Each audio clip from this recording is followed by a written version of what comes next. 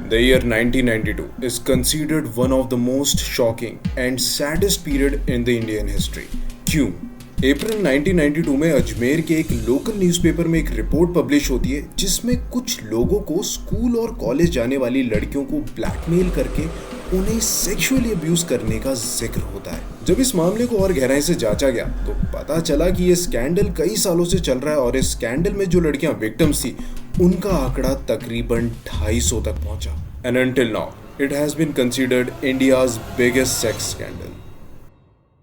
Hello everyone, मैं हूं high priest. स्वागत है आपका कोर कलयुग में। इस पूरे केस को समझने के लिए हमें जाना पड़ेगा early 90s of Ajmer, a place which is considered the heart of Rajasthan and also famous for Khwaja Mohammaduddin Chishti dargah. मैं दरगाह को इसलिए मेंशन कर रहा हूं क्योंकि इस केस में शामिल लोगों का उस दरगाह से कुछ ना कुछ कनेक्शन है। ये कहानी अजमेर के एक पॉपुलर गर्ल्स स्कूल जिसे सोफिया सीनियर सेकेंडरी स्कूल के नाम से जाना जाता है उससे शुरू होती है। यहाँ पर हर तरीके की लड़कियां पढ़ने आती थी।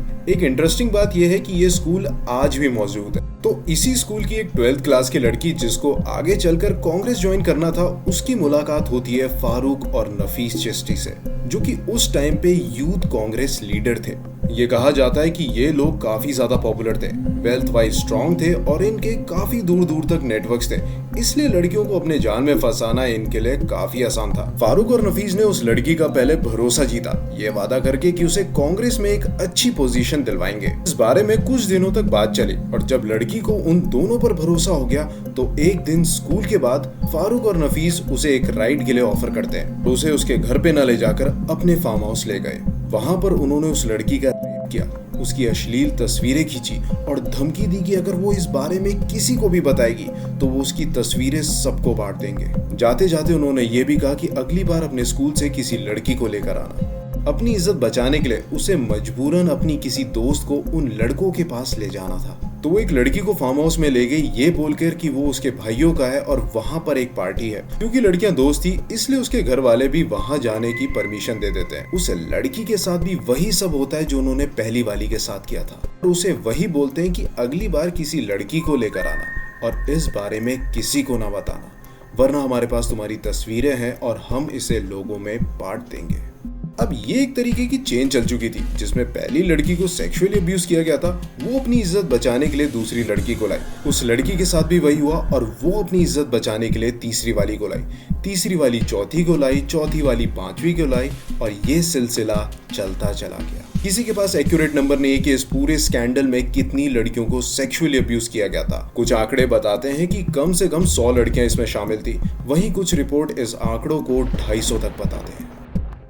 अब ये बात हो रही है 90s की, तो जाहिर सी बात है कि उस टाइम की टेक्नोलॉजी आज के मुकाबले कुछ भी नहीं थी। उस टाइम पर आज की तरह डिजिटल कैमरास नहीं यूज किए जाते थे। If you guys are between 20 to 60 years old, you might remember using a camera जिसमें एक रील लगती थी जिसको नेगेटिव बोलते थे। सारी फोटोज उस रील में कैप्चर हो जाती थी जिसको हम बाद में फोटो लैब में जाकर डेवलप करवाया करते थे। तो अब हुआ यूं कि जो वर्कर्स उस फोटो लैब में काम करते थे उन्होंने ये फोटोज लीक कर दी और उनमें से कुछ फोटोज वहां के लोकल जर्नलिस्ट संतोष गुप्ता के पास पहुंच गई। ये देख के वो दंग रह गए, तो उन्होंने उन लड़कियों की पिक्चर्स को ब्लर करा, एक आर्टिकल लिखा और उसे पब्लिश कर दिया।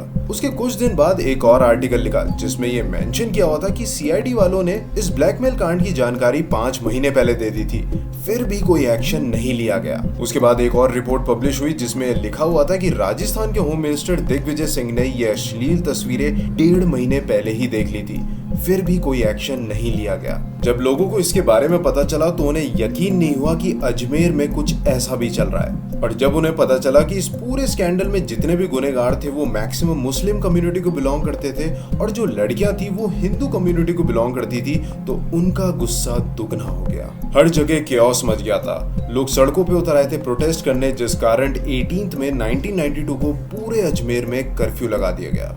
उसके बाद जब इस केस को इन्वेस्टिगेट किया गया तो टोटल 18 आदमियों का नाम सामने आया जिसमें से कुछ खादिम फैमिलीज को बिलोंग करते थे, यानी कि वो लोग जो उस दरगाह में काम करते हैं और अपने आप को सूफी सेंट के फॉलोअर्स बताते हैं। अब उन 18 में से 8 जनों को ट्रायल पे रखा गया और 1998 में अजमेर डिस्ट्रिक्ट कोर्ट ने उन्हें उम्र कैद की सजा सुनाई। और उन 18 में से एक आदमी जिसका नाम पुरुषोत्तम था, उसने 1994 में सुसाइड कमिट कर लिया, जेल और बदनामी की डर की वजह से। फिर 2001 में राजस्थान हाई कोर्ट ने उन 8 में से 4 लोगों को निर्दोष कहकर बरी कर दिया और 2003 में सुप्रीम कोर्ट ने बाकी के 4 लोगों की सजा को उम्र कैद से हटाकर 10 साल कर दी। अब ये सब हुआ क्यों? दिक्कत ये हुई कि स्कैंडल में जितनी भी लड़कियां विक्टिम्स थी, उनमें से बहुत ही कम लड़कियां सामने आई। 200-250 में से सिर्फ 12 लड़कियां ऐसी थी जिन्होंने कंप्लेंट लिखवाई और वो भी अपना बयान बार बार पलट रही थी। उसका ये कारण था कि जो लड़कियां थी उन पर दोनों फाइनेंशियल और सोशल प्रेशर था। फाइनेंशियली इसलिए क्योंकि लड़कियां मिडिल क्लास फैमिली से बिलोंग करती थी और जिसके अगेंस्ट वो लड़ रही थी उनका बैकग्राउंड काफी स्ट्रांग था। सोशली इसलिए कि अगर उनका नाम पब्लिकली बाहर आ गया तो उनकी और उनकी फैमिली की बदनामी हो जाएगी।